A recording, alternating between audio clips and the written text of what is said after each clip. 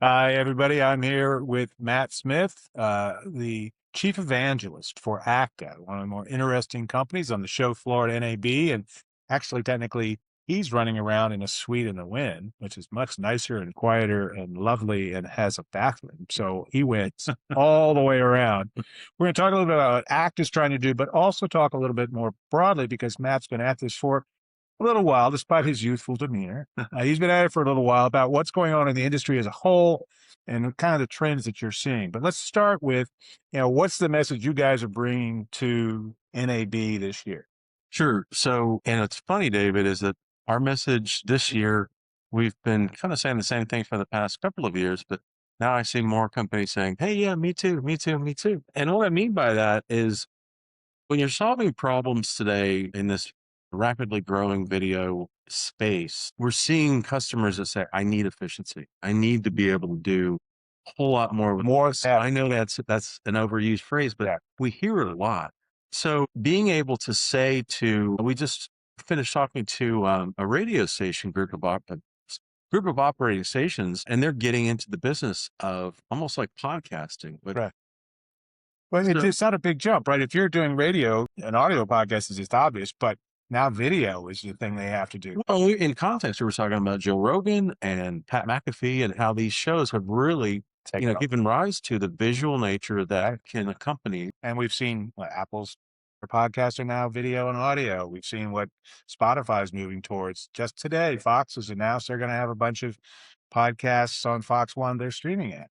All this stuff is happening. Just boom, boom, boom. So the production elements are just ramping up, and these new companies are embracing these tools that help them to add that visual component and reach the audiences, right? So, relative to this flywheel behind us, all these things that we do as an organization, this is a new category of customer that we're hearing from. But the broader picture is still the platform play, right?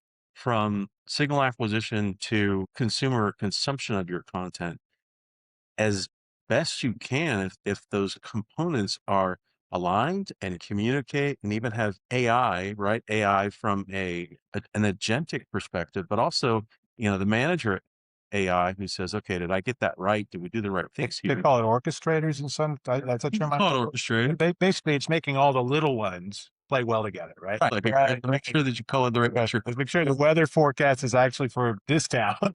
So the orchestrator, we call it an orchestrator app, is or an orchestrator function that sits on top, or the super ego, perhaps if we want to get Freudian about it, Sure. but something to make all the different little bits of AI running the different chunks of that workflow play well together. Exactly. Right. So that's very important. A year ago, we were talking about the early nuances of AI and how it could help encode more efficiently, right? Save some of the bits or help to identify segments in a newscast and so that those could be socially shared, vertically cropped and things like that.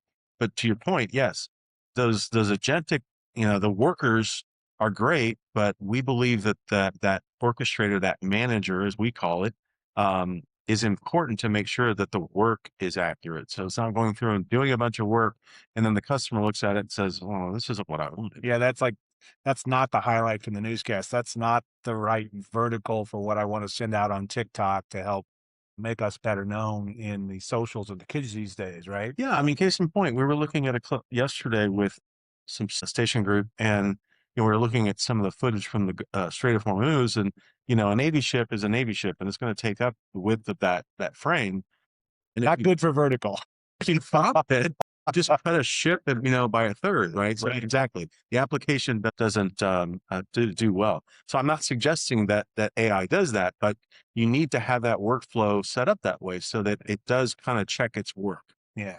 So it's really interesting to think how much things have changed in just this one year. This is a useful milepost for you, even as somebody who's watched so many changes over the last 30 years, to see how fast this has changed just in this year from lots of disconnected things. They're all useful, but needing a lot of hand holding to something that's more integrated, more all the way through the workflow, as you say, platform based, as opposed to we got an app for this, we got an app for this, we got an app for this. There the twain shall meet, but this will output and then we'll input it over here. And it's a much smoother process, right? Right.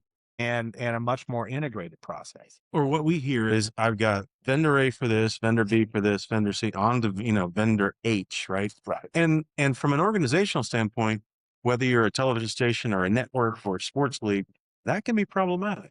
Um, if you tell them that, hey, all of these components can live in harmony, can really work efficiently, and can help you go from a lot of human capital investment to less human capital investment. Again, where you repurpose those is really up to you as an organization. But if the technology can help you be more efficient and reach all these new screens in the formats they want with your content, that's a win-win all around. Absolutely. Let's pull it back a little bit.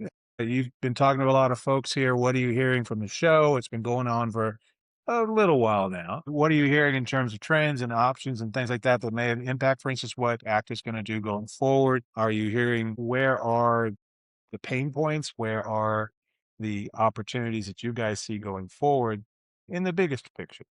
We hear a lot from our customers and our prospects. Help me understand how to be more efficient and monetize my content better.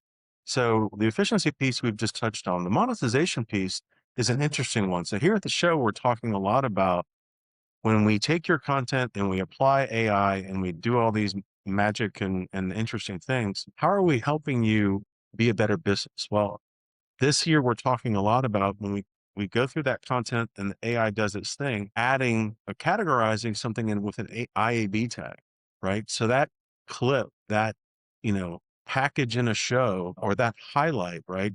That can help go downstream to when they're going to sell an ad against a Victor Wembanyama 3-point shot in the first round playoff game of an NBA game, and someone wants to buy that, or if you can give them that specificity, Right. the CPM will be higher. So it's really building a backside infrastructure for monetization in ways that we really it didn't make sense to try to do. It was just too work intensive, right? Right. And now you can automate a lot of that and do it in a smart way to really generate that on platforms well beyond the original broadcast or cable or streaming platform.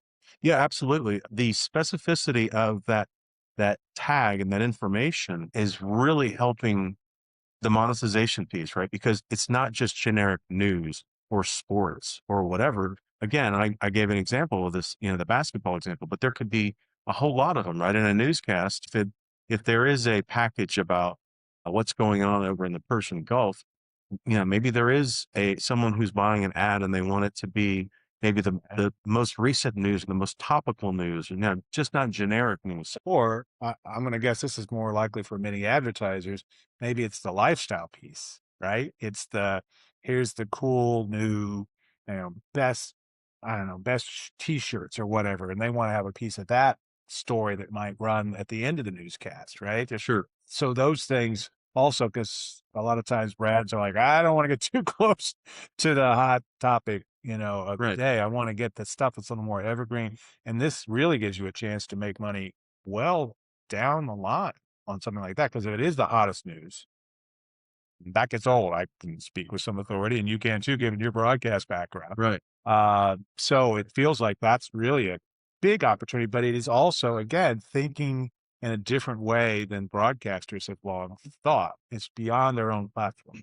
Yes. And then the other thing I would say is more context in the content. So if we can analyze a piece of content and pull meta tags out and even inform in the visual piece of the CMS and say, this is a kiss, this is a slap in a telenovela. It's hard for me to tell sometimes, which has gotten me in trouble in previous They're romantic they're relationships. they're very popular. Yeah. But seriously, the sentiment in a piece of content is something new, and we're talking about it at the show, and we're getting fairly good reactions. Like, oh wow, that is kind of the next step in the process, right? It's not just you haven't just uh, generated the title or some meta tags, but you really get context is different, right? Because if and I think the notion here is, and what I'm hearing is from content creators, but also those who license that content is, I want to engage even more with the audience. So I'm going to let the audience take this content and mash up all the kisses across a telenovela, Right. all the slaps, like who is the father, right? That's right. That sort of stuff. Like it worked for Jerry Springer, but it took a long time Right. for him to get that all stacked up for even as many were in his shows. But now you can do that and engage your creator community. Yeah. Which is a whole new universe. Yeah. Right. And then, at the bottom line, I would say, the fundamental perspective is still our message about AI first. So, that I've seen different approaches, and, we talked about some of those components and kind of sprinkling in AI over the top. I like to tell people that's like taking a Chevy Chevette and throwing batteries in it and some DC motors and saying it's a Tesla. As you do. It's not a Tesla. Who doesn't do that? It's not a Tesla. Right. That's right. Hey, I claim that the origin. Total. I own the first. Right. Right. But if you've built things from the ground up with AI at the foundation across VOD syndication, live linear, talked about extracting that metadata, it's incredibly more efficient and it makes sense. So being able to sit with these executives and show them what's actually happening and discuss a business outcome, you'd be surprised the mind share you get, because they're not just, their eyes don't go glassy because, oh, it's technology. Wow, okay, this is cool. You're giving them tangible and measurable outcomes, and they that get you it. can do I get to it. make your company make more money, be more efficient, and move forward at a time that's got to be confusing as it can be for many, many, many people. Yeah. And if they're really smart people who've done very, very well in this industry, it has changed so fast, and you can just see it in the last 5 years, right? It's stunning. Yes. So we're getting away from, and I think you've heard me say this too, that you need to have AI as part of your organization today.